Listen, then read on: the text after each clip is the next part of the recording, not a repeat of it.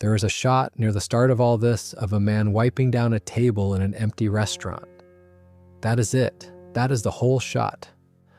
The dining room is closed, the light is that flat, fast food yellow, and he is going along the surface with a cloth in slow, even passes, and then he straightens a chair so it sits square with the table edge. Nobody is watching him. Nobody is coming in. Most great television villains are remembered for something they said. Gus Fring is mostly remembered for things he did without saying anything at all, and I think that is worth spending a couple of hours on tonight. So that is what this is. Not a recap, not a ranking, just a long, unhurried look at the shape of the man, where he might have come from, what he actually wanted, and why a character built almost entirely out of silences ended up being the one everyone still argues about. We will get to Chile. We will get to a fountain, a wheelchair, a wine list, and a very patient story about a tree. If you fancy subscribing before we start, lovely. If not, no bother. Let us get into it. Here is a thing I find genuinely lovely about how Gus came to exist, which is that none of it was the plan.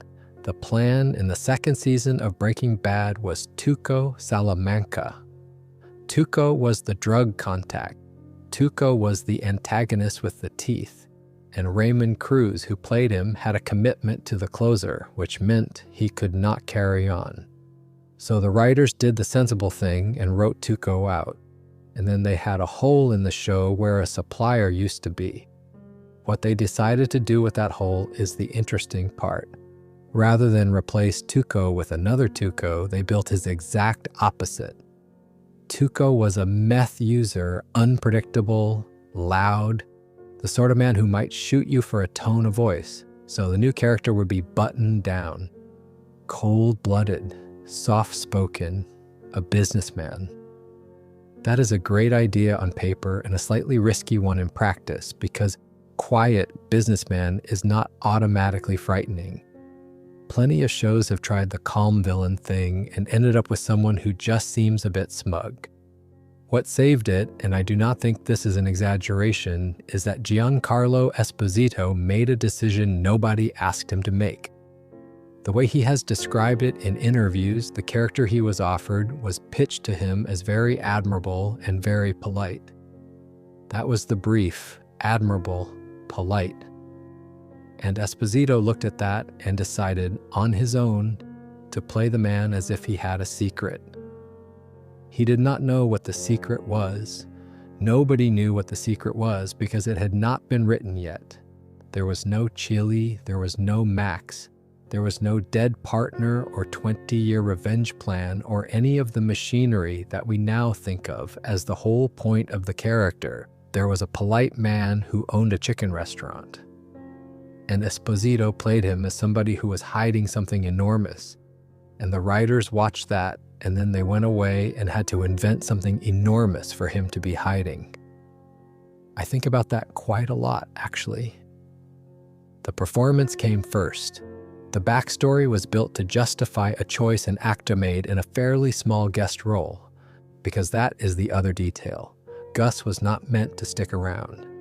The original arrangement was guest appearances, a recurring supplier who shows up when the plot needs a supplier.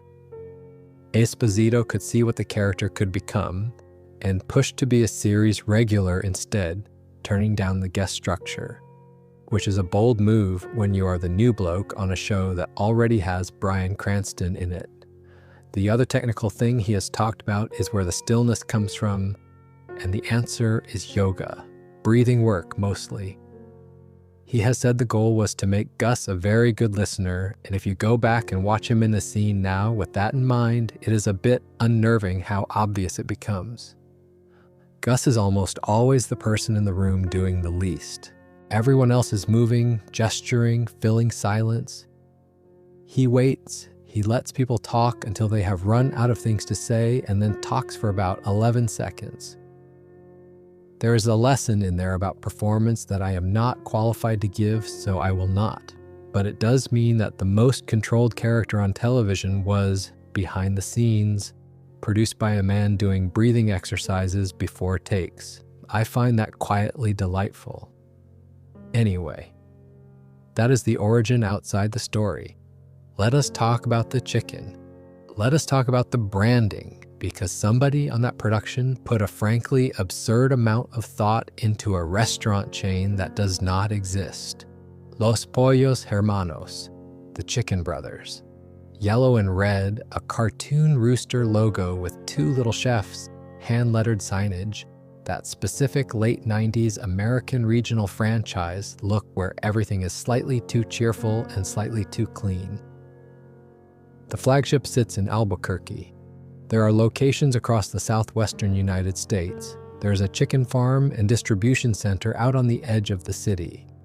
And sitting above all of it is Madrigal Electromotive GmbH, a German multinational with fingers in a dozen unrelated industries, which owns Los Pollos as a subsidiary. That last detail is the one that always got me, because it is such an unglamorous piece of world building. The scary drug operation is a line item on a German conglomerate's balance sheet. Somewhere in Hanover, there is a spreadsheet. The restaurants themselves are played completely straight. Nobody in the show winks at it. When Gus is behind the counter, he is properly behind the counter, handing over a tray, asking a customer how everything was, offering a refill. He wears the shirt. He wears the little name badge. He is functionally an extremely good middle manager who happens to also be running a continental narcotics operation out of the back. And here's the fun detail, the one that still makes me laugh. During the third season of Better Call Saul, AMC put out a series of 10 short videos as promotional material. Los Pollos Hermanos employee training with Gus Fring, live-action segments with Esposito in character, mixed with animation, presented completely deadpan as actual staff training material, hand-washing, customer service, that sort of thing.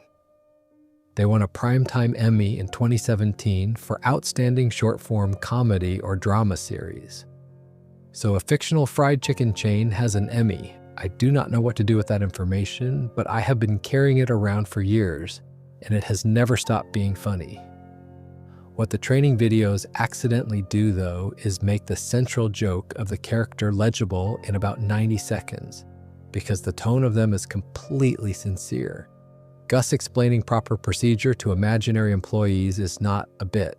It is the same man doing the same thing he does in the show, which is caring intensely about standards in a context where caring intensely about standards is a slightly odd choice.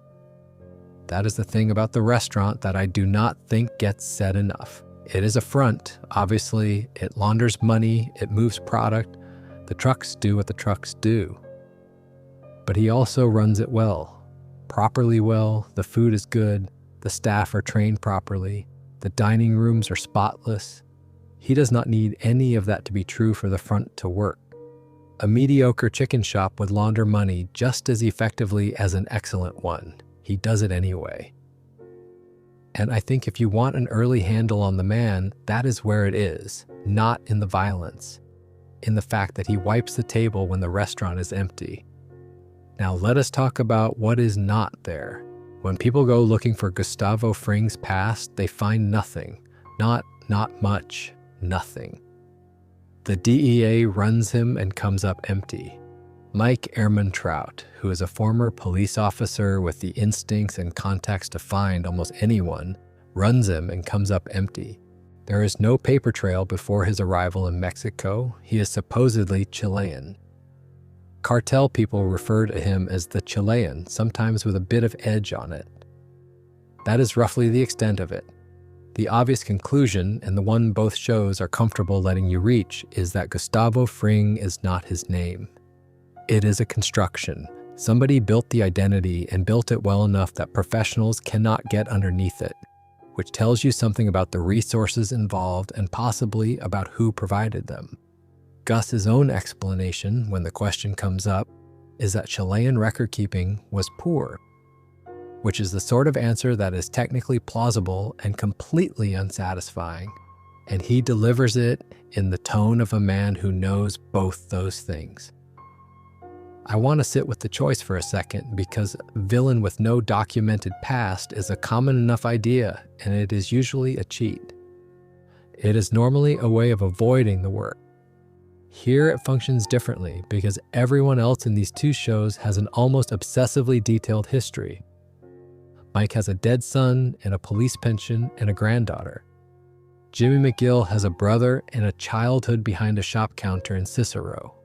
Walter White has a former company and a hurt pride and a specific chemistry doctorate. The whole style of the thing is backstory as explanation.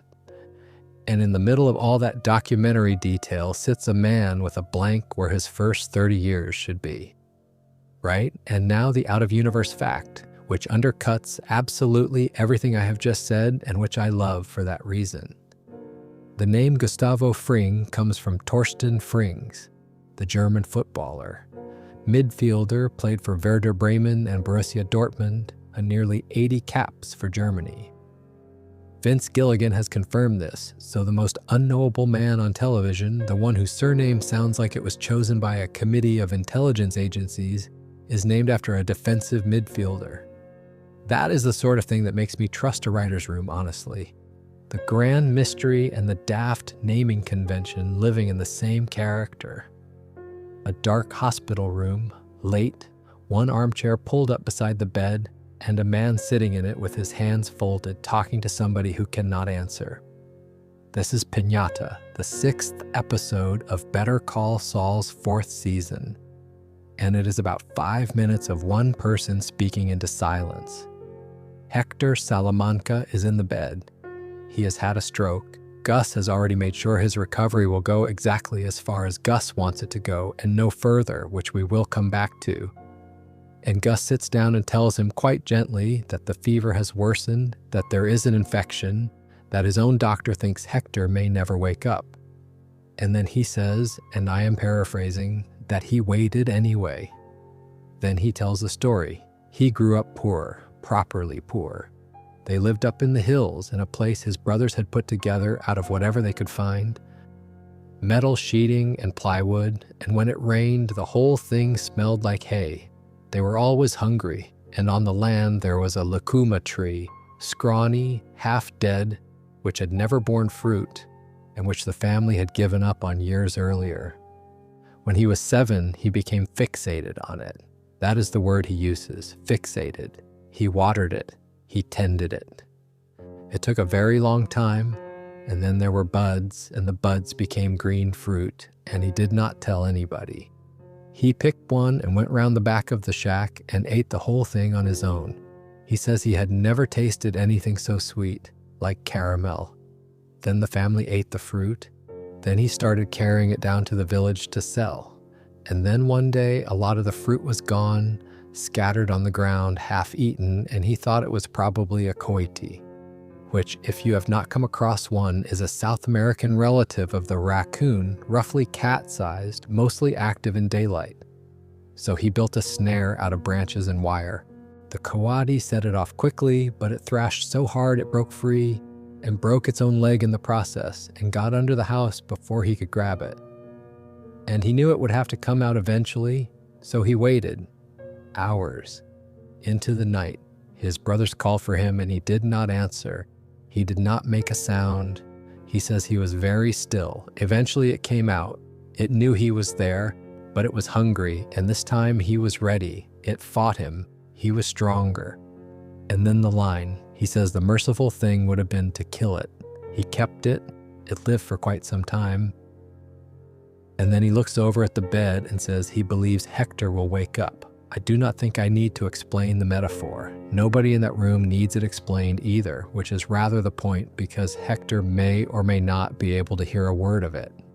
Esposito submitted this episode for Emmy consideration in 2019, and he has talked about it as something beautiful and disturbing at the same time, which is exactly right. It is directed, incidentally, by Peter Gould, who made Finding Nemo and Wall-E, and I enjoy that enormously. The man who gave us a small orange fish looking for his dad did not actually give us this. What gets me about the monologue is not the cruelty at the end. It is the middle. The bit about the tree. He nursed a dying thing back into fruit at 7 years old through nothing but patience, and then he hid behind a shack and ate the first one alone. In secret, because it was his. That is the whole man, honestly.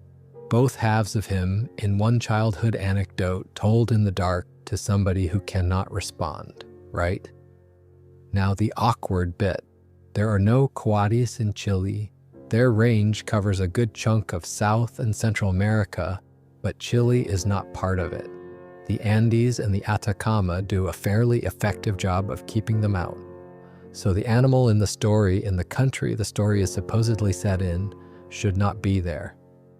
Lucuma, for what it is worth, checks out. It grows in the coastal valleys of western South America. It is very much a thing in Chile and Peru.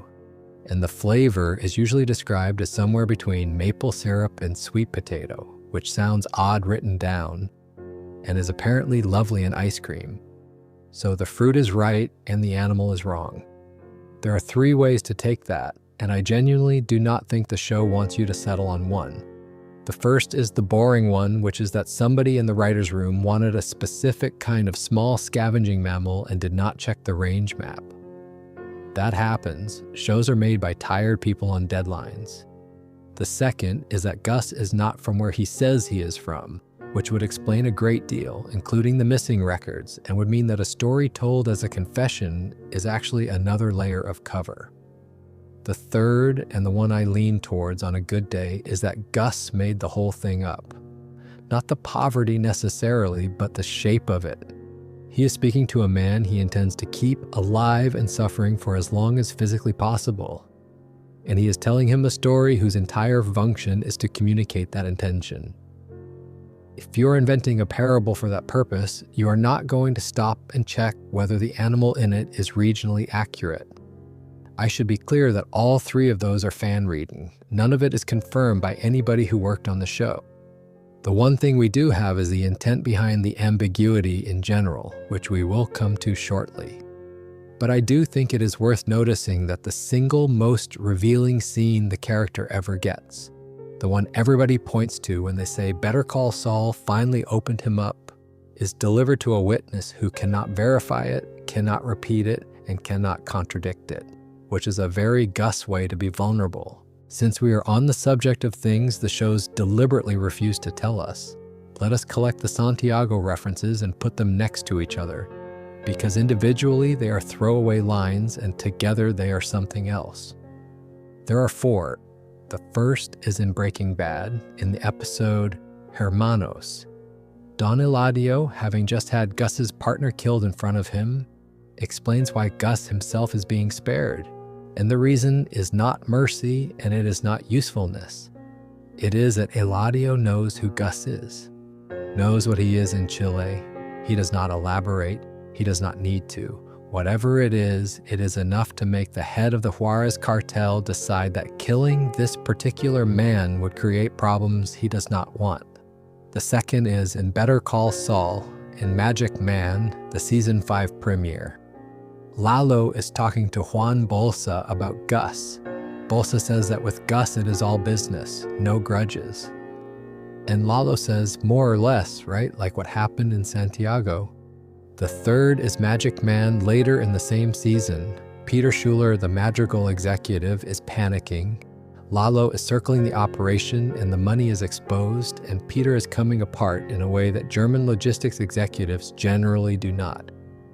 And Gus calms him down by reminding him of Santiago, backs to the wall, and then he says he will never forget what Peter did, and that Peter is still the same man, which reframes the whole thing because up to that point, Santiago sounds like something Gus did. That line makes it something they survived together. 2 men in a corner, and the German got them out. And the fourth is the one people quote most from the Breaking Bad episode 1 Minute. Hector, in a flashback, sneering at Gus and calling him Big Generalissimo. That is it. That is everything. What we can pin down around the edges. Gus emigrated to Mexico in the 1980s during the Pinochet dictatorship. Beyond that, the shows are silent, and Vince Gilligan has been explicit that this is on purpose. He has compared Gus's origins to the briefcase in Pulp Fiction. You never open it. The point is that it is closed. Now theories. And I want to flag clearly that everything from here to the end of the section is speculation from viewers and interviewers, not canon. The most common reading is that Generalissimo is a political tell, and that Gus had some connection to the regime, possibly to Dina, the secret police. That would explain the invented identity, the missing records, and the specific competence he demonstrates later with surveillance, interrogation, and disposal. It would also explain why a cartel boss would rather not create an international incident. A second reading points at the intelligence angle from the other direction, some sort of foreign service involvement, which would also produce a man who can build a legend and vanish behind it. And then there is Esposito's own guess, which he has given in interviews, and which I find the most interesting precisely because it is the least sinister. He has said he imagines Gus came from a wealthy family, that he had the opportunity to run not just the family but a government, and that he had the brain and the charisma and the bearing for it, and traded it all in because he wanted to be his own man. That is a completely different character. That is not a fugitive. That is somebody who walked away from an inheritance. I have no idea which one is right, and neither does anybody else. What I do think, and this is where I will plant a flag, is that the ambiguity is doing better work than any answer would. Because the second you specify what happened in Santiago, Gus becomes a man with a reason, and at the moment he is a man with an absence, which is worse and considerably harder to stop thinking about. I have got a whole video's worth of thoughts about why unanswered questions age better than answered ones. Another time, the scene everything else hangs off is not a murder scene. Not at first, it is a pitch meeting. Hermanos, the 8th episode of Breaking Bad's 4th season. Flashback, roughly 20 years before the main story.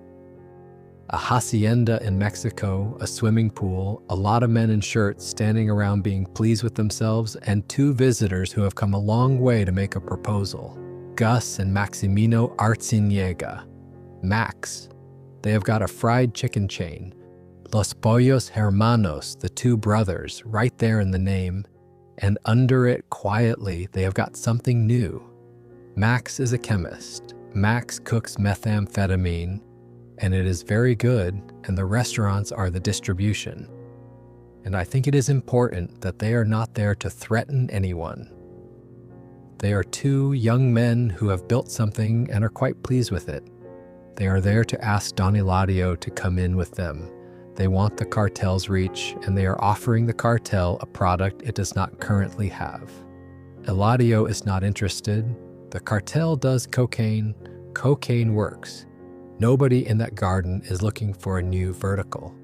And the deeper problem, which is not really about product at all, is that these 2 young men have been operating in cartel territory without permission and have come into Eladio's home to explain their business model to him.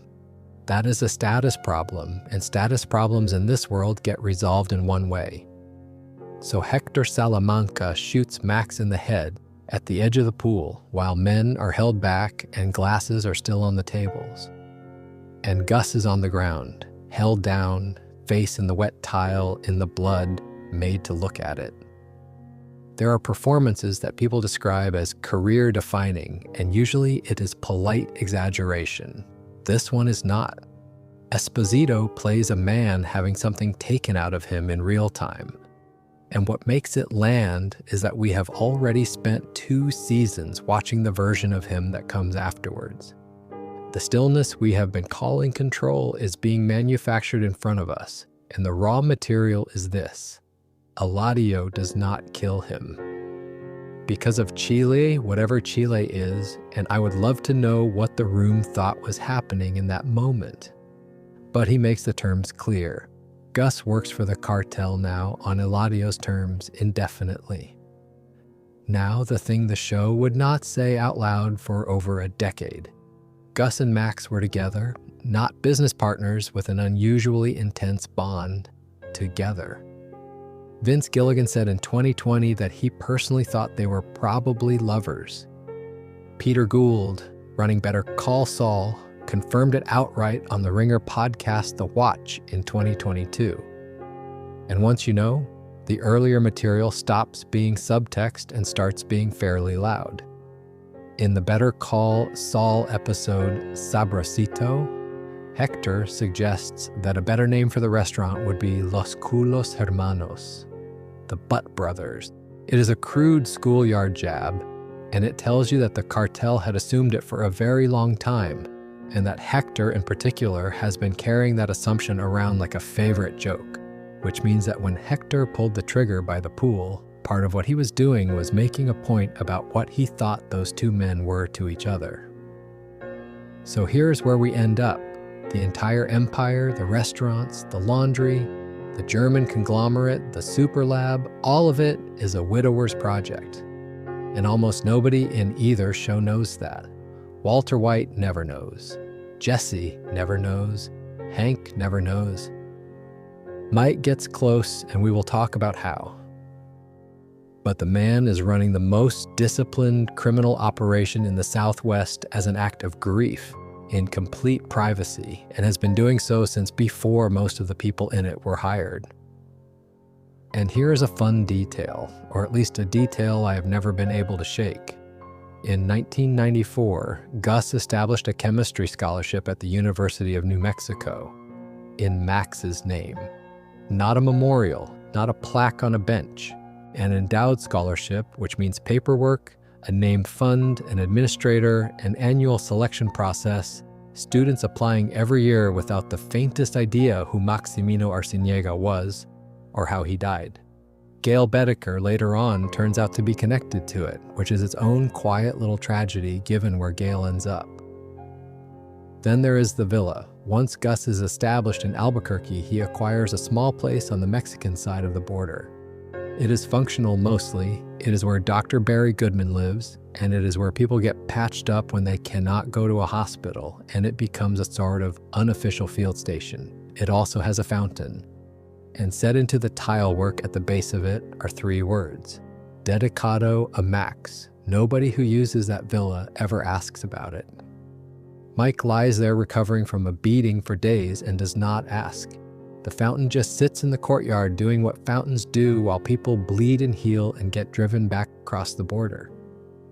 What gets me about both of these, and I mean gets me rather than unsettles me, is what they say about how this man handles feeling anything. He does not talk to anybody. He does not appear to have a single person in his life he could talk to about it if he wanted. So instead, the grief gets converted into infrastructure. It becomes a line in a university budget. It becomes masonry. It gets built into things that need maintaining so that the feeling has somewhere to live that does not require him to say a word about it. Sort of like how some people cannot tell you they love you but will absolutely spend a weekend fixing your car. Except the time scale here is 20 years, and at the other end of it, there is a bottle of tequila with something in it. That is the bit I keep coming back to when people call him a psychopath, which I think is lazy and also just factually a bit off. Psychopaths do not wait 20 years. Waiting 20 years requires the feeling to still be there on year 19, undiminished, every single morning. That is not an absence of emotion. That is emotion under enormous pressure, held in a shape.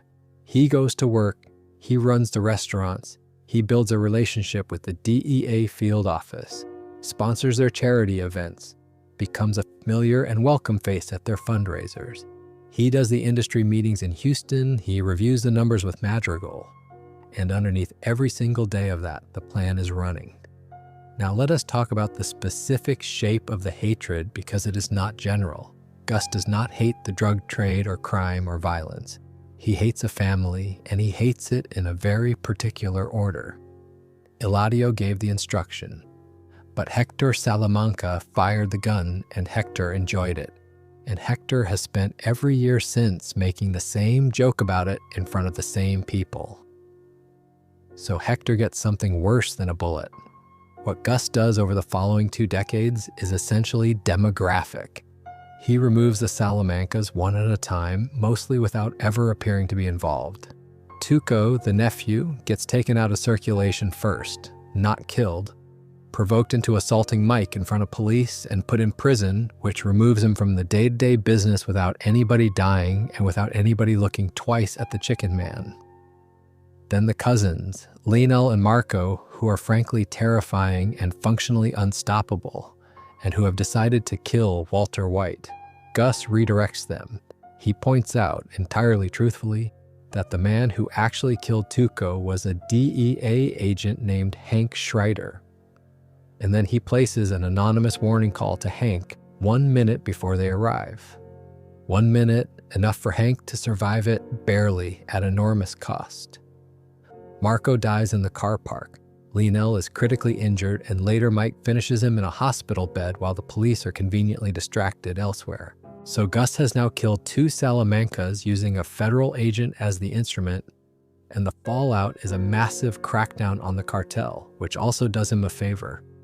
Juan Bolsa dies in that crackdown. Then Joaquin, the last known grandson, killed during the chaos at Eladio's compound. And then Gus goes to the nursing home and tells Hector about it. Not gloating exactly, he is not built for gloating. He tells him the cartel leadership is gone and that with Joaquin dead, the Salamanca family line ends with him. A man in a wheelchair who cannot speak, being informed that his entire bloodline has been retired. I want to be careful here not to make this sound cool, because I do not think it is cool, and I do not think the show thinks it is cool either. It is one of the ugliest projects in the whole franchise. There are people in that list who did nothing to Gus personally. Joaquin is barely a character. He is just a Salamanca in the room, but it is coherent. That is the disturbing part, and I use that word deliberately. Every single move has a reason, and the reasons all trace back to about 4 seconds beside a swimming pool in the 80s. There's an episode of Better Call Saul called Sabrosito, and it contains the one occasion where somebody walks into Gus's actual house of worship and puts their boots on the furniture. Hector, frustrated at being made to move his product through Gus's trucks, decides to make a point. So he turns up at the chicken farm with the cousins, has Gus's staff rounded up and held, and takes his own delivery by force. Just walks in, takes what he wants, humiliates the man in front of his employees. Gus is not there. Gus is deliberately not there, which is its own choice. And then he arrives afterwards, and this is the part I think about. He gathers the staff, the ordinary employees, the people who work at the farm, who have just been held at gunpoint by strangers for reasons nobody has explained to them, and who are, understandably, in bits. And he gives a speech. He tells them calmly and with total conviction that what happened was frightening and that they were brave. And he thanks them and he tells them they are safe, and he sends them home for the day on full pay. It is an excellent bit of crisis management. It is what a good employer does. And it is also completely sincere. That is the thing. He is not performing for anybody. There is nobody in that room he needs to fool. Then he goes into an office and cleans up. There is a scene in that same stretch where he is scrubbing the floor himself, on his knees, restoring the place to the state it should be in. And it is one of the most legible things he ever does without speaking. Somebody came into his space and disordered it, and the response is not immediate violence. It is a slow physical undoing of the mess. That, incidentally, is also the episode where Hector makes the Los Culos Hermanos remark. So in the space of 1 hour of television, he has his territory invaded, his staff terrorized, and the death of the man he loved turned into a joke about names, and his response to all of it is a good speech to his employees and a mop. The bill comes due about 20 years later, poolside, with a bottle of something expensive that kills Don Eladio and his cartel lieutenants. But that is how long it takes, and the fact that it takes that long is the whole personality. A quick word on Lionel and Marco Salamanca, because they are the only characters in the whole franchise who outstill Gus, and because of what he does with them. The cousins barely speak. Across their entire run, they have perhaps a dozen lines between them, mostly in Spanish, mostly to each other. They wear identical gray suits and pointed metal-toed boots. They move at exactly the same pace, side by side, and they will not run. There's a famous introduction where they walk up a dirt road while an entire village of people lie face down in front of them.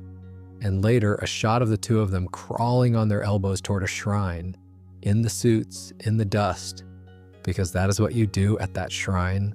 They are, structurally speaking, a force of nature dressed by a tailor.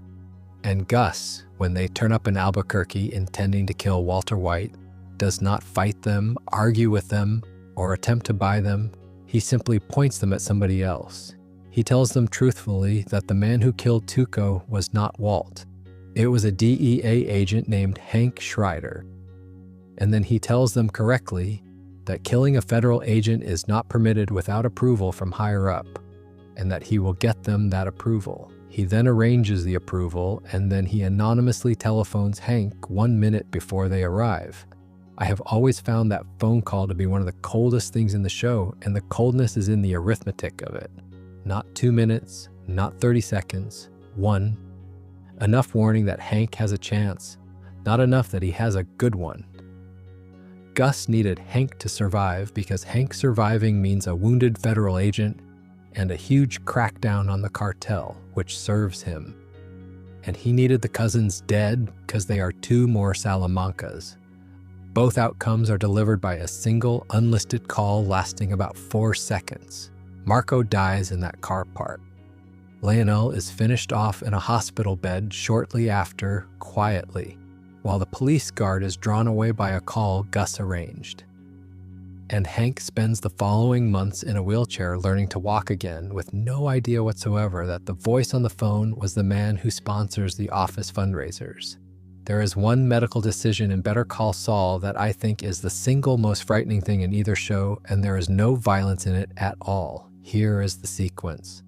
Nacho Varga, for his own reasons, swaps Hector's angina medication for placebos, hoping to trigger a fatal heart attack. It works, sort of. At a meeting, Hector loses his temper and has a stroke, and Gus calls an ambulance and performs first aid and saves his life. Think about that on its own for a second. He gets on the floor and keeps alive the man he has spent his entire adult life planning to destroy in front of witnesses competently. Because Hector dying of a stroke in a meeting is not the ending Gus has authorized. It is the wrong death. It is somebody else's death. Hector survives. He is comatose. And Gus brings in a specialist, an excellent one, and pays for the best care available. And the man begins to recover. Slowly. Some cognition, some responsiveness. And then Gus watches and waits, and at the exact moment Hector regains movement in the index finger of his right hand, he tells the doctor that treatment is finished. That is it. That is where he stops it. One finger. Which is why, when we meet Hector in Breaking Bad, he is a man with a fully functioning mind sealed inside a body that will not answer, communicating with the world through a bell. Gus did not do that to him in a rage. He did it with a calendar and a consultant and a considered clinical judgment about exactly how much recovery constituted the maximum possible amount of remaining suffering. He kept the doctor on long enough to be sure the mind was intact because a vegetable is no use to him. The point is that Hector is in there. I'm going to say plainly that this is the worst thing Gus Fring does, worse than any of the killings, and then I am going to move on because there is nothing more to add to it, and dwelling would just be unpleasant. Although if you did want to connect it to something, go back to the tree. The merciful thing would have been to kill it. He kept the injured Cody alive instead. The Cody lived for quite some time. He told Hector exactly what he was doing in that room out loud, and nobody could hear him. Right, let us have something a bit warmer, or at least a bit more human. Let us talk about Mike Ehrmantraut, because the Gus and Mike relationship is one of the best things in either show, and it is built almost entirely out of 2 men being professionally impressed with each other and never once saying so. They meet properly because Mike is trying to kill Hector. Mike has arranged Tuco's imprisonment, and he is worried that Hector will work out who did it and go after Stacy and Kaylee, his daughter-in-law and granddaughter. So he sets up on a ridge with a rifle and gets Hector in the sights. And a car horn goes off, repeatedly, deliberately ruining the shot. When Mike traces it back, he finds a note, and then he finds Gus, and Gus explains with no apology whatsoever that Hector's death is not available. Gus will decide when Hector dies, not Mike, not anyone, which is an astonishing thing to say to a man who has just been denied protection for his family. And what makes it work as a scene is that Mike does not argue with it. He recognizes something. This is a man operating on a schedule, and Mike has spent his whole life around people who operate on impulse. Instead, Gus offers him work. Not employment yet, just interference. Disrupt Hector's trucks, the ones bringing supplies and product up from Mexico and taking cash back. Do not get caught. Do not leave a signature. Mike does it twice beautifully, and the result is exactly what Gus wanted from the start. Hector, unable to move his own product safely, has to ask Gus to carry it on the Los Pollos trucks, which puts the Salamanca supply chain inside Gus's operation at Hector's own request. Framed as a favor, Gus is grudgingly doing him. That is the entire man in one maneuver, honestly. He does not take things. He arranges for them to be handed over. Mike refuses payment for the job. What he wants instead is help laundering the $250,000 he took off one of the trucks. And Gus solves it by having Madrigal Electromotive hire Mike as a contracted security consultant on a monthly retainer. Clean money, an actual paper trail, a job title. Kaylee's college fund effectively arriving via a German logistics conglomerate. The thing that eventually gets Mike properly on board comes later, at the villa, after a very bad few weeks we will get to. Gus comes to see him and asks him to join the organization properly. And the reason he gives is not money and it is not loyalty. He says he wants Mike with him because Mike understands his need for revenge. That is about as close to intimacy as this character ever gets with another living person, and he uses it as a recruitment line. It also happens to be true, which is what makes it effective. Mike does understand. Mike has his own dead person and his own long grudge, and the two of them recognize it in each other without ever having a conversation about feelings. They are not friends. Mike will tell you at length that they are not friends. But there is a period in the middle of Better Call Saul where they are the only two competent adults in a world of chaos, and there is something almost restful about watching them work. It does not last, obviously, because of Werner. The superlab has to be built by somebody, and Gus goes about hiring for that job the way he goes about everything, which is thoroughly and with an eye for character rather than credentials. Mike walks a series of foreign structural engineers through the laundry, asking whether they can do it, while Gus listens in. Every one of them says yes. Of course they say yes. They are pitching. Werner Ziegler says something different. Werner explains honestly and at some length how difficult it will be. The soil, the water table, the noise, the concealment, the risk.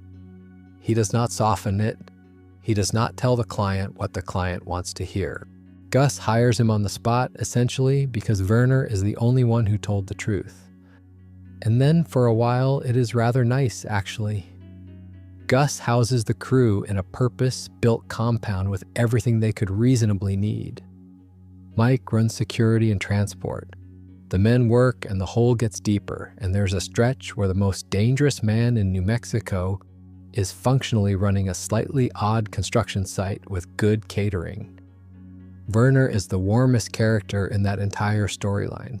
He talks too much, he gets sentimental after a couple of drinks, and on a supervised night out, he starts describing underground concrete work to strangers in a bar, in general terms, but in enough general terms that Mike has to shut the conversation down, and then explain to him the following day, very carefully, that if it happens again, Gus will have him killed. Werner understands. Werner says he understands. And then he misses his wife, and he engineers his way out of a secure compound because that is what he is good at. And he goes to see her. What follows is the thing that breaks Mike. Mike persuades Gus to let him bring Werner back rather than kill him. He tracks him down. But Lalo Salamanca has been following Mike, and Lalo gets to a phone first and pretends to be one of Gus's people. And Werner, being Werner, tells him things. So the information is out, which means Werner has to die. Gus offers to send his own men to do it, and Mike says no. Werner escaped on his watch. Mike takes him out to the desert and lets him make a phone call to his wife and does it himself. And afterwards, when Gus offers to keep paying him during the shutdown, Mike will not take the money. That is the fracture, not the killing. The fact that Gus regarded Werner's death as a scheduling problem and Mike could not. Since we are on the operational side of things, I want to spend a moment on the texture of how the business actually ran, because the shows are unusually good on the boring bits, and the boring bits are half the pleasure. The product moves in the Los Pollos trucks up from Mexico with the supplies, cash going back the other way. There are dead drops out in the desert, buried, marked in ways that mean nothing to anybody who does not already know. There are couriers who never meet each other. There is a laundry, a chicken farm, a distribution center, a fleet, and a very ordinary-looking set of accounts. And there is one night in Better Call Saul that I think is the best single illustration of what running that is like. Nacho, embedded with Lalo, has been squeezed for the locations of several of Gus's dead drops. Lalo has traded that information to get one of his people out of jail. So the drops are now known and the police are going to be sitting on them. Gus's first instinct is the sensible one, which is to cancel, pull everything, lose nothing. And Nacho points out that if the drops are suddenly canceled the night after Lalo learns about them, then Lalo knows there is a mole, and the mole is Nacho, and Nacho is dead within a day. So Gus lets it happen. He lets the DEA and the local police seize just under $1 million of his own money in cash out in the desert, and he sends Victor and another man out to make absolutely certain the seizure goes cleanly and that nothing in it leads anywhere near him. And the way the episode plays it is the thing. Gus spends the night at the restaurant, closing up, wiping down, waiting on a phone call. And the tension is not in the desert. It is in the dining room, with a man in a manager's shirt standing very still next to a mop bucket, while somewhere out in the dark, the police are counting his money into evidence bags. Nearly $1 million written off as the cost of keeping one informant alive for a bit longer. I love that scene because it is the clearest possible statement of what he actually values. He is not a greedy man. I do not think he ever was. The money is a scoreboard and an instrument and nothing else. What he is protecting is the plan, and the plan is protected by information, and information is protected by people staying alive long enough to be useful. There is a version of this character who counts every dollar and blows up over a shortfall. That is Tuco, and later that is Walt. Gus watches $900,000 go into a police van and then finishes cleaning the restaurant because it does not touch anything he cares about. And here's the bit that makes it slightly grim in hindsight. The reason he spent that money keeping Nacho alive was not compassion. It was inventory management. He was preserving an asset. About a year later, he will spend that same asset deliberately in a different desert. Same instinct both times, just a different line on the same ledger. If you want the single most disturbing, sustained thing Gus does across either show, I do not think it is Hector's finger, and I do not think it is the box cutter. I think it is Ignacio Varga. Nacho is a young man who got into the business to keep his father safe and has spent every episode since trying to get back out. That is his entire character. He is not a monster. He is a competent kid making increasingly narrow choices. Gus works out that Nacho tried to poison Hector because Gus notices that Hector survived a heart attack despite having no nitroglycerin pills on him, which is a lovely little detail that the trap is closed by paperwork. So Nacho and Arturo turn up at the chicken farm for the usual pickup, and Gus suffocates Arturo with a plastic bag on the ground in the dust. and then kneels next to Nacho and explains the new arrangement. He knows what Nacho did. He will tell the Salamancas unless Nacho does exactly as he is told, indefinitely. And then, because the story needs to hold up, he has Tyrus and Victor shoot Nacho twice and dress the whole thing to look like a rival gang, and sends him back in as a mole. What follows is a long, slow, extremely uncomfortable stretch of television where Nacho does everything right and it does not matter. He gains Lalo's trust. He feeds Gus information. He asks repeatedly, through Mike, to be let out. And Gus refuses on the grounds that Nacho is a valuable asset. When Mike raises the fact that they are threatening a man's father, Gus's response is that Nacho has bitten the hands of his previous masters and needs to be handled firmly. Masters. He doesn't say masters. Then Chihuahua. Nacho is told to leave Lalo's back gate open at 3 a.m. so the gunmen can get in. He asks that Lalo's family be spared, which tells you everything about him and gets him precisely nowhere. Lalo is awake, so Nacho starts a kitchen fire as a distraction, opens the gate, and runs. The gunmen kill most of the people in the house. Lalo survives, kills all but one of them, and stages his own death. So now Nacho is a loose end who knows too much, hiding in a motel while Gus decides what he is for. And what he is for, it turns out, is an alibi. Gus needs somebody to stand in front of the cartel and take responsibility for the attempt on Lalo, and it needs to be somebody the Salamancas can accept. The plan is choreographed. Nacho will say he was working for the rival Alvarez family. Then he will make a run for it, and Victor will shoot him so that he dies quickly rather than being taken away by the cousins and tortured for a week. That is the mercy on offer. A clean bullet from the man who put him there in exchange for reciting a script. Nacho does his part. He stands in the desert in front of Bolsa and Hector and the cousins and delivers it. He even adds a flourish nobody asked for, telling Hector to his face that he was the one who swapped the pills and that Gus is the reason Hector is still alive. And then he does not run. He works a piece of broken glass out of his sleeve, cuts himself free, takes Juan Bolsa's gun, and does it himself. The last thing Ignacio Varga ever controls is the timing. And Gus stands there and watches and then goes back to work because from an operational standpoint, the outcome is identical. That is what makes it worse than the killings. Gus wrote a man's death scene, and the man rewrote the final line, and it did not cost Gus a single thing. Now, since we have been circling Lalo Salamanca for a while, let us talk about what he does to Gus, because it is the only time in 9 seasons of television we see this man actually afraid. Everyone thinks Lalo is dead. The cousins have confirmed it. Bolsa has confirmed it. Gus does not believe a word of it, and his reasoning is beautifully simple. He asks how it is possible that a house full of professional gunmen all died, and the target also died. One of those outcomes is a coincidence too many. So Gus starts preparing, and what preparation looks like for him is not pleasant to watch. He starts wearing a bulletproof vest under his shirt. Every day, under the crisp shirt and the tie and the manager's smile. He starts carrying a gun, which is not something he does.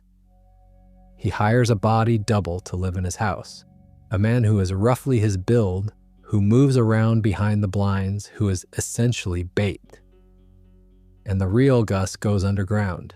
There is a tunnel from his house to the property next door, and inside that neighboring house is an operations center, and from it, he runs a surveillance sweep of Albuquerque looking for one man. Cameras, watchers, informants, the lot, a city being combed for a single face. Meanwhile, he still has to go to work, and this is the detail that makes it, honestly. There are scenes of him behind the counter at Los Pollos, not sleeping, coming apart very slightly at the edges, snapping at a member of staff over something that does not matter. For a character whose entire register is control, a man being briefly short with an employee is the equivalent of anyone else screaming. And then he goes to the construction site, the unfinished lab, the hole in the ground under the laundry. And he walks the space carefully, thinking, and he takes a handgun and tucks it into the track of an excavator, deep in the mechanism where nobody would find it. For a confrontation nobody has scheduled, in a location nobody has proposed, against a man everybody else believes is dead. When it comes exactly there. Lalo ambushes him at the laundry, kills his bodyguards, and marches him down into the excavation with a video camera because Lalo does not want Gus dead so much as he wants Gus exposed. He wants footage of the secret lab to take to Don Eladio and prove disloyalty. So he tells Gus to talk. And Gus talks, and what he says is an extraordinary bit of writing because he does not plead. He insults Eladio. He insults the Salamancas, all of them, at length, on camera, with genuine contempt, and it is the first honest speech the character has given in the whole of either show. It is also a stalling tactic because he is edging toward the electrical panel the whole time. The lights go out, he goes for the excavator, and when the lights come back up, Gus is bleeding badly and Lalo is dying on the floor. You could call that patience. I would call it something slightly odder than patience. He hid a weapon for a version of events he could only imagine on the basis of a feeling, and the version of events arrived. Same instinct as sitting under a house all night waiting for something to get hungry enough to come out. He does not chase. He positions, and then he waits, and the world eventually walks into it. A short one, this, but I think it matters. Gus liked Gail Batiker. I am fairly confident about that. Gail is a chemist of genuine ability, a vegetarian, a man who makes his own coffee with laboratory glassware and quotes Walt Whitman and sings karaoke in German in his flat on his own. He is the least dangerous person in the entire franchise. Gus recruits him, funds him, gives him the lab, and treats him with what looks a lot like affection. And from very early on, Gail is also insurance, because Walter White is a problem. Brilliant, unstable, increasingly convinced of his own indispensability. So Gus quietly instructs Gail to learn everything Walt does, every step, every ratio, every choice in the process, not to improve the product, to make the product no longer require Walt. Walt works it out, which is what leads to Gail's death, which is what leads to everything else. But the doctrine underneath it is worth naming because it explains almost every management decision Gus makes. Nobody is irreplaceable. That is the rule. It applies to chemists, and it applies to engineers, and it applies to enforcers. And it is applied without cruelty and without any particular pleasure. It is just how the operation is structured, and if you happen to be one of the people it is being applied to, you will generally not find out until it is already happening. There is something almost gentle about how it operates, actually, which is what makes it land. Gus does not fire people. He does not demote them or shout at them or make them sweat. He simply builds the replacement quietly alongside them over months, funded properly, with no urgency at all. And the person being replaced usually has no idea it is happening because nothing about their day changes. Gail never knows. Gail thinks he has been given an enormous opportunity by a generous benefactor, and he has, and both things are true simultaneously. And I do think Gus felt something about it. There is no scene that proves that, but he keeps Gail close, he takes his design for the lab, he has him round for dinner, and when Gail dies, the reaction is not inconvenience. It is something closer to grief with the volume turned right down, and it produces the single most violent thing this character ever does in person. The one interesting exception is that the rule does not appear to have ever applied to Max. 20 years on, no replacement, no second attempt at a life.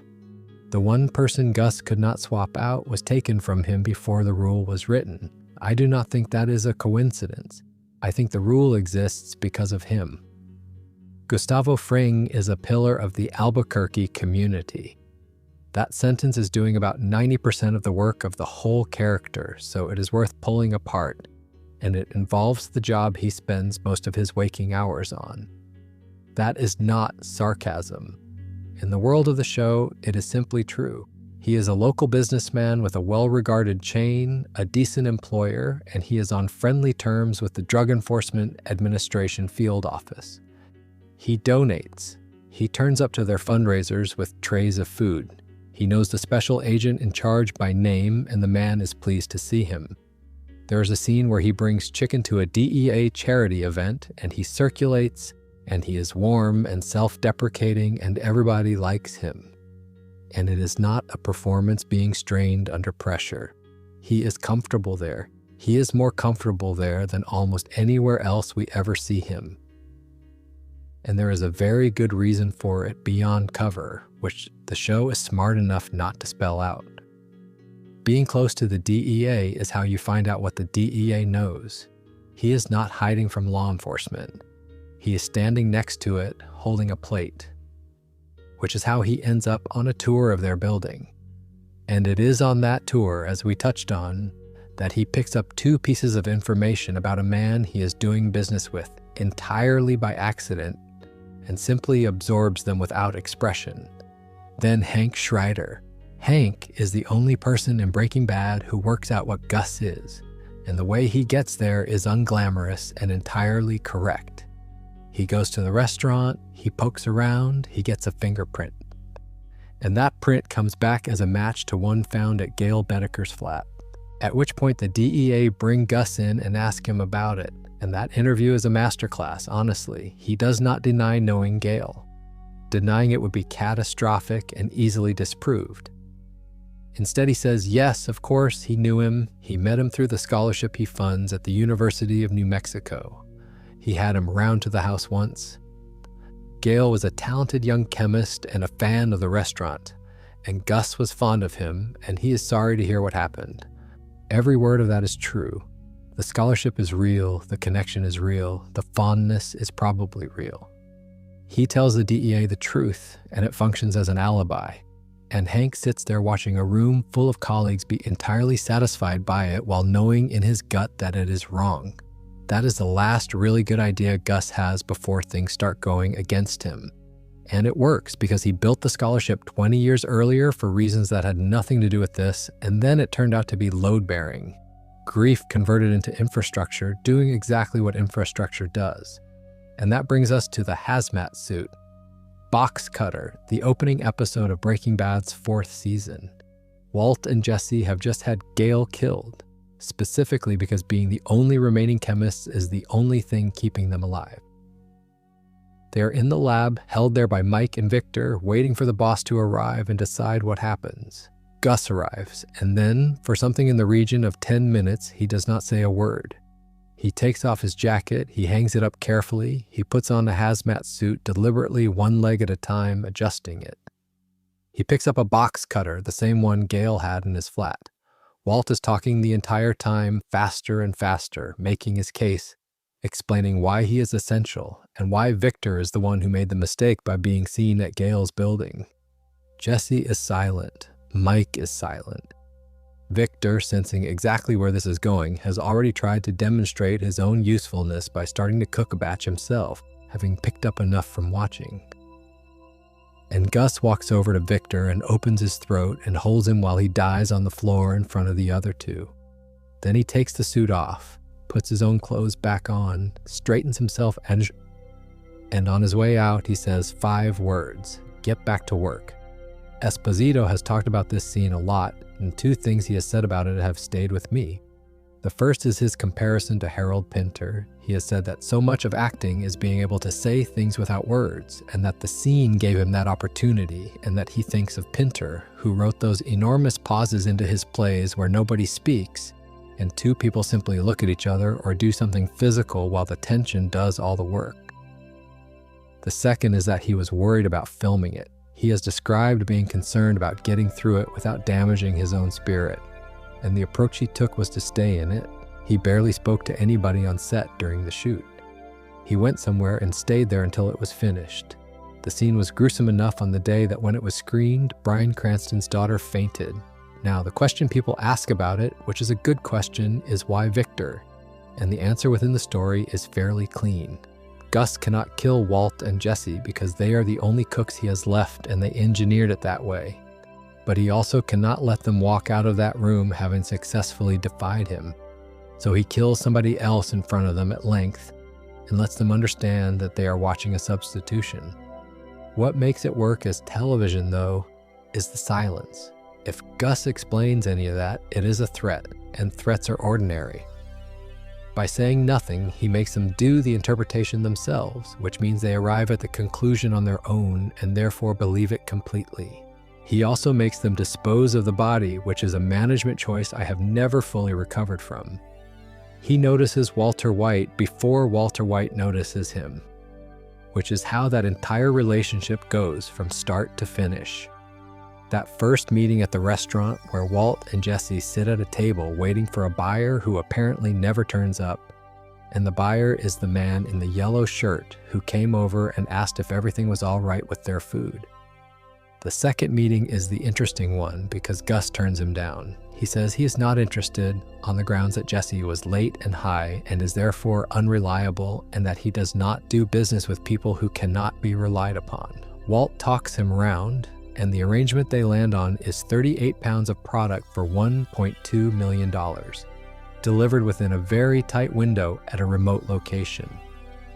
That deadline is not logistics. That is an assessment. Gus wants to know what this man will do to hit a number, and what Walt does is miss the birth of his daughter, which tells Gus everything he needs to know and possibly a bit more than he wanted. Then comes the DEA tour. Gus is a booster. He donates to the field office, he shows up to their events, he is on friendly terms with the special agent in charge, and he is invited round for a look at the building. And during that visit, he learns two things almost by accident. Walter White has lung cancer, and Walter White's brother-in-law is a DEA agent named Hank Schreider. He never mentions knowing either of those things, he simply files them. From there, it escalates in the way it does. $3 million for 3 months in the super lab. Then 15. Gail hired, then Jesse restored, then Gail killed. Gus managing Walt the way you would manage an unstable but productive employee, with a mix of incentive, isolation, and quiet contingency planning. And I want to be fair to Gus here because Walt is impossible. When Walt runs over 2 of Gus's dealers in the street to stop Jesse killing them, Walt turns up the next day and describes it to Gus as a hiccup in their agreement. A hiccup. 2 dead employees and a chemist in the wind. Gus lets it go and takes his own steps, which is roughly the most patient response available. The relationship ends where it was always going to end. The DEA start connecting Gail's death back to the operation, Jesse stops being loyal to Walt, and Gus finally has the leverage he has been building toward. He fires him. And when Walt does not accept it, Gus makes the one move he should not have made, which is to threaten the family, the wife, the children, the infant daughter, explicitly, out loud, in the desert. That is his mistake, and it is not a strategic one. It is a character one. Because up to that point, Gus has been terrifying precisely by being impersonal. The moment he goes after somebody's family, he stops being weather and starts being a man. And men can be got at. He should have known that.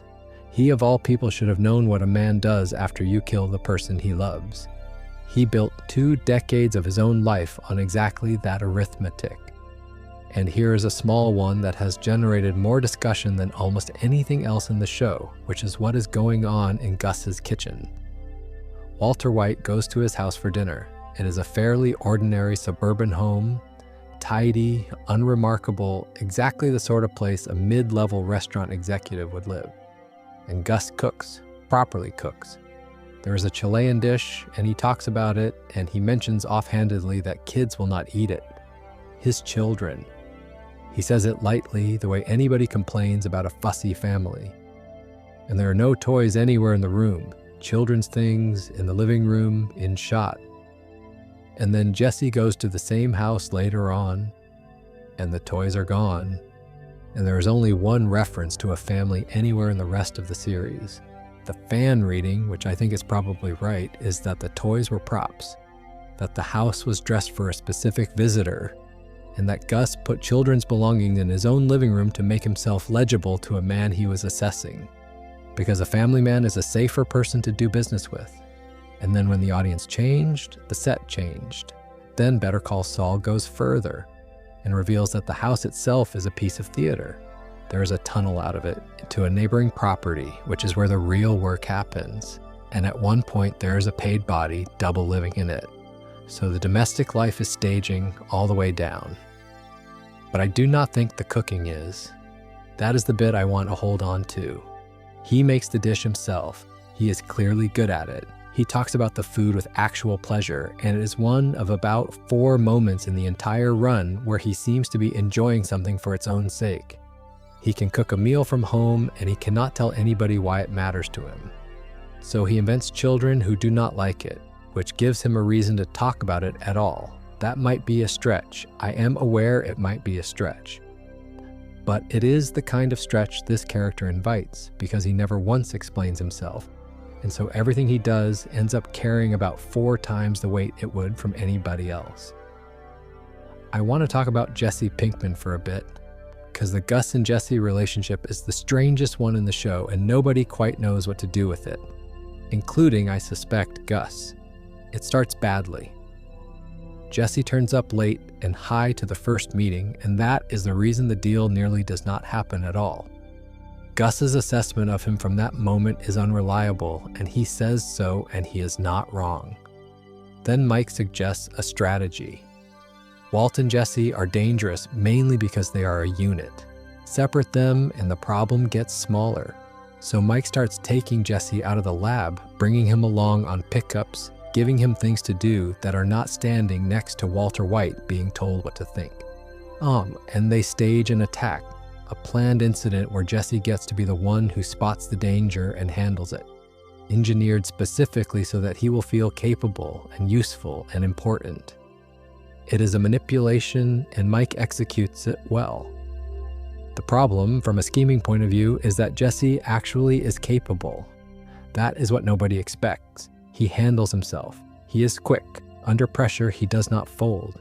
And Gus, watching from a distance, revises his opinion and starts giving him real work rather than confidence-building exercises. By the time they go to Mexico, Jesse is there because Gus has decided he is genuinely worth having. And then Jesse cooks in the cartel lab, in front of hostile chemists who are openly contemptuous of him, and the batch he produces is better than theirs. And he stands up to a room full of people who could kill him without consequence, which is the moment the con becomes real. Don Eladio tells Jesse he'll stay in Mexico, working for the cartel, and Jesse is visibly horrified. The offer was a ruse, as it turns out, but there is a version of the scene where it is not, and I do not think Gus himself was entirely sure which one he was in.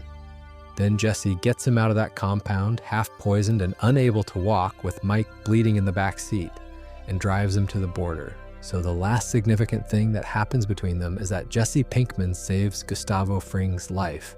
And a few weeks later, Jesse helps kill him, because a small boy gets poisoned and the wrong man gets blamed for it. I do think Gus was fond of him in the limited way available, not fatherly. People say fatherly, and I do not buy it. More that Gus spent his whole life around people who were either useless or dangerous. And here was somebody who was neither and did not want anything from him, and that was novel enough to be interesting. Which, as with the sommelier, he never says a word about to anybody. Now let us talk about the tequila, because as pieces of long game plotting go, I'm not sure television has done better. The setup is that Gus is invited down to Mexico to sort out his differences with the cartel, who have been squeezing his operation. He takes Mike and he takes Jesse, ostensibly because Jesse can cook, and the cartel wants the formula. Jesse does cook brilliantly in a cartel lab, and Don Eladio makes him an offer to stay. None of that is the point. The point is the bottle. Gus arrives at Eladio's compound with a bottle of Zafiro Añejo. Very expensive, very beautiful, the sort of gift that flatters the recipient.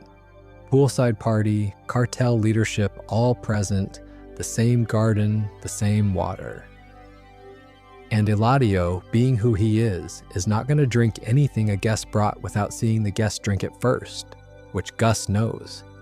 Which is why the plan requires Gus to pour the first glass and swallow it in front of everybody.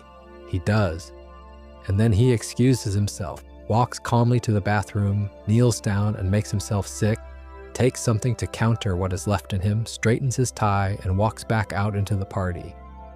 And then he stands there and watches them all drink. He does not say anything while it happens. There's no speech, no reveal, no moment where he tells them why. They start going down around the pool one by one, and he simply watches. In a garden he has not stood in since he was a young man, next to water that has been in his head every day since. Eladio goes last, and Gus does say a few words to him at the end, quietly, and then the man tips into the pool. A working lifetime of restaurant management and DEA fundraisers and quarterly reports to a German conglomerate, and the actual execution takes about 90 seconds. What I find remarkable about it is the physical discipline, not the poisoning. Anybody can poison a bottle. Drinking from it yourself in front of the people you are killing, knowing exactly what is in it and exactly how long you have got, and then walking out afterwards on legs that are already failing you because he is properly ill by the end. Jesse and a badly wounded Mike have to get him out of there, and Joaquin Salamanca dies in the escape, and the three of them make it to the secret clinic in Mexico and Dr. Goodman. So the last of the Salamanca grandsons dies in the escape from the party where Gus killed the man who ordered Max's death, and then Gus recovers in a courtyard with a fountain in it. I do not think the show underlines that. I have checked. It just puts him there. And then a bell. The last stretch of Gus's story goes roughly like this. Walt, having failed to get Jesse's help by asking, poisons Andrea's small son Brock and lets Jesse believe Gus did it. Jesse comes on side. Walt builds a pipe bomb and attaches it to Gus's car in a car park. And Gus walks up to the vehicle, stops, looks at it, and simply walks away without touching it. He does not know what is wrong. Something is wrong. He leaves. That is the closest anybody comes to catching him by conventional means, and he beats it on instinct alone. So Walt has to find something Gus will not walk away from, and Jesse tells him what that is. There is one thing in Gus's routine that never varies. He goes to the nursing home. He visits Hector. Hector, who has spent years in a wheelchair being informed about the extinction of his own family, agrees to help. He goes to the DEA and sits in an interview room and says nothing useful, purely so word will get back to Gus that he has been talking, which is unbearable to Gus in a way nothing else is, a Salamanca informing. And Gus goes to the nursing home to kill him personally with a syringe, which he has never needed to do himself and clearly wants to. There is a moment in that room right at the end where Hector finally lifts his eyes and looks directly at him. First proper eye contact in years, and Gus sees it and understands about half a second too late. The bell starts ringing, the corridor, the doorway, and then Gus walks out of that room alone into the hall, and he adjusts his tie. And the camera moves around. Half of his face is gone. He stands there for a moment, straightening his jacket, and then he goes down. Esposito has talked about that gesture, and his reading of it is the one I have never been able to improve on. He has described it as a person going to what they have always done, being complete in the way they leave the world. Not a flourish, not defiance, just the last available act of order from a man for whom order was the entire personality. I think it is one of the great deaths in television, and the reason is that it is not really about the explosion at all. It is about the 4 seconds afterwards, where a man whose face has been destroyed uses the time he has left to make sure his tie is straight. One more person worth a mention, because she outlives him and she is the closest thing the operation has to a survivor. Lydia Rodarte Quayle, Houston-based, Vice President of Global Logistics at Madrigal, which is a wonderful job title for somebody whose actual function is moving precursor chemicals into New Mexico without anybody noticing. And she is, in almost every respect, the opposite of the man she works for. Gus is calm. Lydia is a bundle of exposed nerves in an expensive coat. Gus makes decisions and lives with them. Lydia makes decisions and then spends the next 6 weeks trying to have the consequences killed.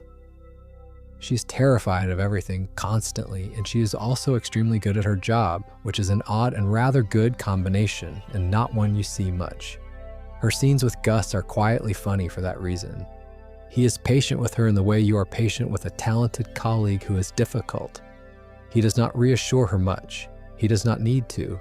She is far more frightened of the arrangement than she is of him. There is a meeting in Better Call Saul in Houston, where Gus and the other subsidiary owners deliver their status reports to Peter Schuler like ordinary executives, and then afterwards the three of them sit down privately and talk about the lab, and Peter falls apart and Lydia starts floating solutions. Her suggestion is to have Lalo killed in jail. Gus dismisses it immediately on the practical grounds that a convenient death in custody would point straight back at him, which is Lydia's whole problem in one exchange. She solves this week, he solves the decade. She survives him, of course, and she carries on operating with Walt and then with the neo-Nazis, and she dies eventually of a ricin she never sees coming in a cafe, having ordered the same thing she always orders, which is a very Breaking Bad way to go. Killed by a routine. I mention her mostly because she is the last piece of the machine still running after everything else has stopped, and because Madrigal Electromotive, the German conglomerate with the chicken restaurants and the industrial freight division and the meth precursor pipeline, keeps going. Nobody ever burns that down. It just carries on being a company. Let us talk about the building for a bit, because the Super Lab is a piece of production design that deserves it. Lavanderia Brillante. Bright Laundry. An industrial laundry facility in Albuquerque, which is genuinely a sensible front for reasons that have nothing to do with drama. Laundries use enormous amounts of water and power and chemicals, and produce enormous amounts of heat and steam, all of which is exactly what a large-scale meth operation also produces. The utility bills do not raise a flag because a laundry's utility bills are supposed to be absurd. Underneath it, down a lift shaft, is the lab. Gail Bedecker designed the layout. Werner's crew dug the hole and poured the concrete.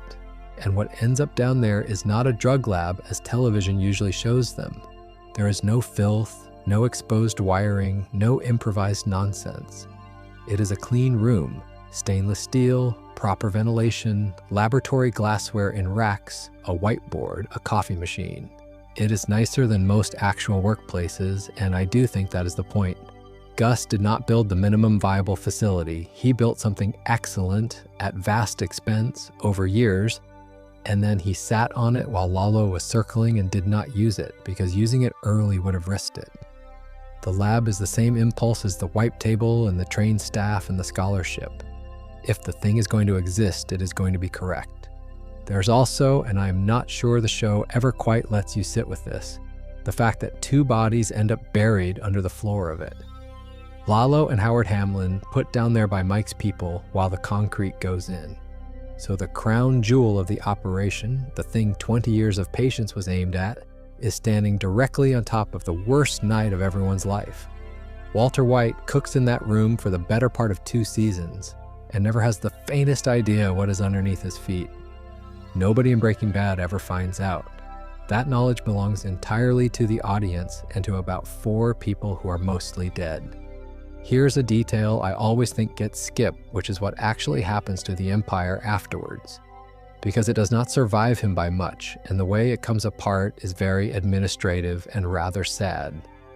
First, Hanover, Peter Schuler, the Madrigal executive, the man from Santiago with the backs against the wall. The DEA investigation reaches Germany, and police arrive at the Madrigal offices to ask him about his relationship with Gustavo Fring. Peter locks himself in a bathroom and kills himself with an automated defibrillator before they can speak to him. The CEO, Herzog, later tells investigators he assumed Peter was guilty and that Peter was probably the only person in the company who knew about the meth side of it. He also says that if that assumption is wrong, he would like the others found immediately, which is a very German answer, and I respect it. Then the laptop. Gus kept security camera footage from the lab. and it's now sitting in a police evidence room, and it incriminates everybody.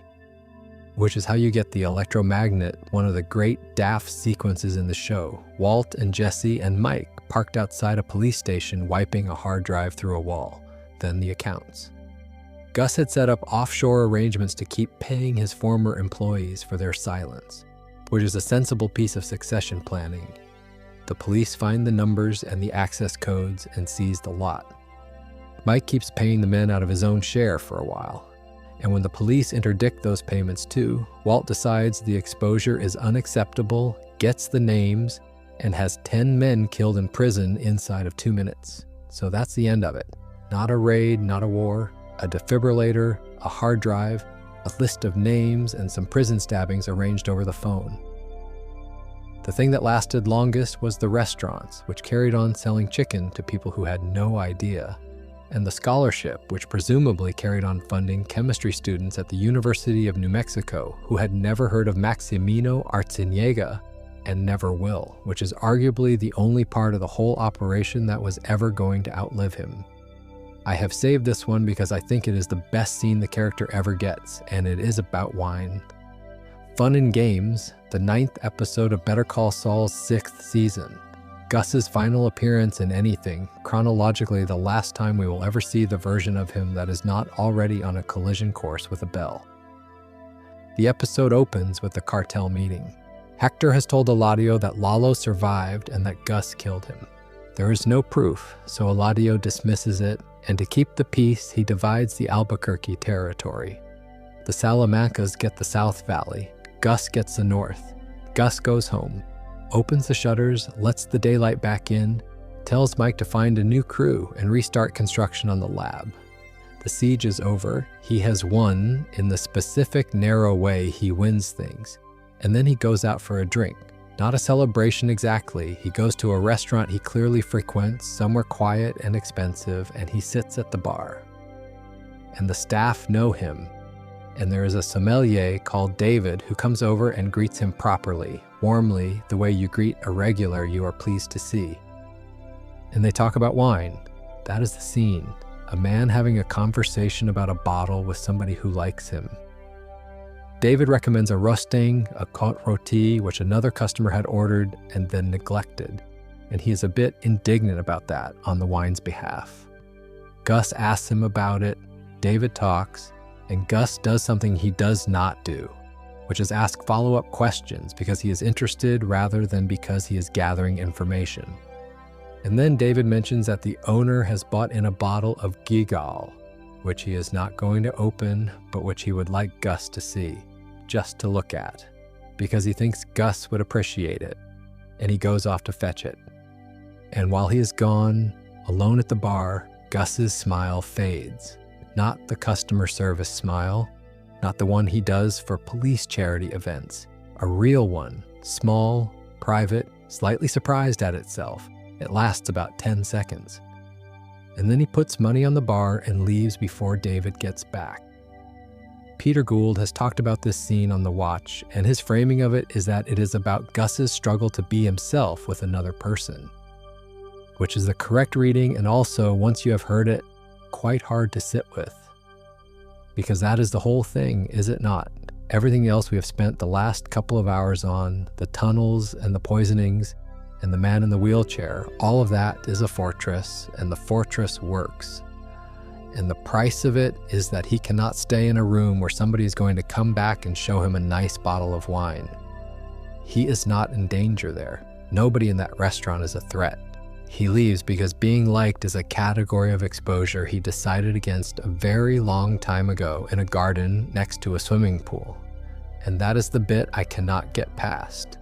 A man walking out on 10 seconds of being happy in a nice restaurant, entirely of his own accord, while somebody is in the back genuinely looking forward to showing him something. And then he goes back to work, and the next thing that happens to him is Walter White. Since we are near the end, I want to come back round to Esposito, because I do think the character is roughly 50% writing and 50% one performer making a series of very specific choices. We talked about the yoga at the start, the breathing, the stillness, the decision to build him as a listener. What that produces on screen is a man who almost never initiates. Watch him in any two-hander and count how often he speaks first. He waits for the other person to establish a position and then responds to it. And the effect is that he always seems to be one move further along than everybody else, when actually he is just going second on purpose. He has also said he was certain he was finished with the role. After the death, after the face, he was clear about it. He felt he had done an exemplary job, that it was enough, and that there was no chance he would come back and play Gus again on any show. And then Better Call Saul happened, and he found new material in it, which I am extremely glad about because most of the best Gus writing is in that show rather than the original. I should mention the criticism as well because it is a real one, and it would be a bit convenient to skip it. A number of native Spanish speakers have found his Spanish accent stilted and unnatural in a way that pulls him out of scenes. And there was an NPR piece in 2014 on the depiction of Spanish and Spanglish on American television that singled him out on exactly that point. One fan quoted in it described it as painful to listen to and was frustrated that such an important character had that flaw sitting in the middle of him. That is a fair thing to have felt, and it is worth putting in the record alongside the praise. The praise, for what it is worth, is substantial. A Critics' Choice Award, 3 Emmy nominations, 3rd on TV Guide's list of the 60 nastiest villains of all time in 2013, 7th on Rolling Stone's 40 greatest television villains in 2016, and then The Afterlife, which is its own thing, Stan Edgar in The Boys, Moff Gideon in The Mandalorian, a whole run of soft-spoken, immaculately dressed men in positions of quiet authority.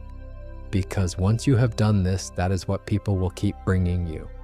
As for whether we ever get the rest of the story, Esposito has said that on his last day on Better Call Saul, tearing up and looking over his shoulder, he heard Vince Gilligan say, "You never know." He has since said he would find a rise of Gus' story interesting, and that he thinks there is material there. Personally, I hope they never make it. I say that with affection. I keep coming back to the fountain. Not the death, not the corridor, not the tie. The little courtyard on the Mexican side of the border with the water going round and the 3 words set into the tile at the bottom. In a place where people mostly turn up bleeding and nobody ever asks about the inscription. Because I think that is where the man actually is. Everything else is machinery. What Gus Fring works out, very young, is that if you keep enough things in order, then nothing can be taken from you again. And he is not wrong exactly. He gets extremely good at it. He builds a company and a country's worth of infrastructure and a reputation and a 20-year plan, and every single element of it holds. The restaurants are excellent. The lab is beautiful. The people who need to die roughly when he intends them to. It works. That is the uncomfortable part. It works, and it does not fix anything. He is still, on the last night we see him, a man who can stay for a glass of wine. That is what I think the word disturbing is actually doing in relation to this character, by the way. Not the box cutter. Anybody can write a box cutter. It is that all of it, every horror, is completely coherent. There's no moment where he becomes someone else. It is one continuous line from a 7-year-old carrying fruit down to a village to a man in the hallway with half a face, straightening his tie, and you can walk that line in either direction without ever losing the thread. There is plenty I have not touched on tonight. I have barely said anything about Lydia, who deserves her own conversation. I have skipped most of the Tyrus and Victor material. And I would much like to do a whole thing on Mike at some point because I think Mike is the moral center of both shows and nobody talks about him enough. I have also got half an idea for something on the Superlab purely as a piece of design. How they built it, what it is made of, why it looks the way it looks. That might just be me. Anyway, that is probably the point to leave it. Good night and go